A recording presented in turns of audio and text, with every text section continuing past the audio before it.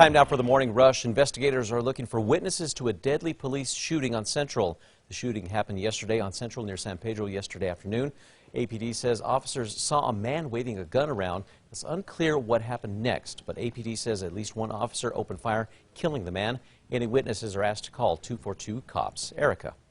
Our next big weather maker is going to be moving in on Thursday. That's when a cold front is going to pass across the state. It's going to bring snow chances, especially to the north, northwest, and west side of the state. We'll expect those Thursday night into Friday morning.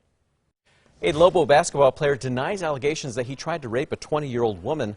An APD police report states that the woman says after a night of drinking in August, Carlton Bragg held her down and kissed her.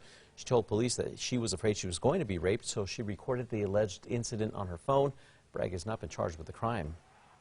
A New Mexico man is still recovering this morning after being shot and wounded by his brother. It happened yesterday morning on Logan Street in Rio Communities. Valencia County Sheriff's deputies ruled the shooting accidental. The shooter's name and age have not been released. We just know that he's a juvenile and will not face charges. His 20-year-old brother is expected to survive.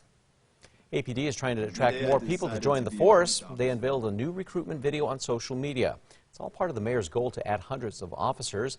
New incentives include the department offering free child care for single parents during the training academy, free gym memberships, and helping pay off student loan debt.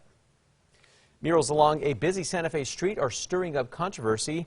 Guthrie Miller owns this wall along Old Pecos Trail and Camino Lejo. Now, he says he has allowed the activist group Santa Feans for Justice in Palestine to spread its message against support for Israel. New scenes show images of war with soldiers shooting at children. Some neighbors say it's in the wrong place, but Miller says he will continue to support the cause. A New Mexico mayor accused of mishandling taxpayer money could soon head to trial. Prosecutors say that Las Vegas Mayor Tonita Gurule Giron steered contracts to her boyfriend's company and gave him inside information so he could win the bids. Gurule Giron pleaded not guilty in a Las Vegas court yesterday. She's facing charges including bribery and using her office for personal gain. Erica. Our Metro Threat Index for today, keeping it low at a 1. We do have very cold temperatures this morning, so make sure to bundle up. But by later on, it's going to be mild, calm, and sunny. New studies suggest 12th grade binge drinking is a predictor of early adulthood DWI.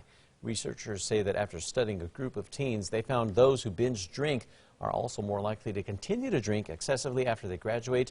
The study was published this month in the Journal of American Academy of Pediatrics. The governor is hoping that her nearly $8 billion proposed budget is passed this legislative session. Governor Michelle Lujan Grisham unveiled her budget recommendations for the next year. The biggest item is still education, including a 4% raise for teachers and education employees. Today, the state's Legislative Finance Committee is scheduled to release their budget plan. A new Bernalillo County Commissioner will be sworn in today. Governor Michelle Lujan Grisham appointed James Cawley to represent District 3, covering Central and Southeast Albuquerque. Cawley is a 20-year resident of Albuquerque, and he's going to finish out the term of Maggie Hart Stebbins, who resigned at the beginning of the year. Meanwhile, Bernalillo County also has a new undersheriff.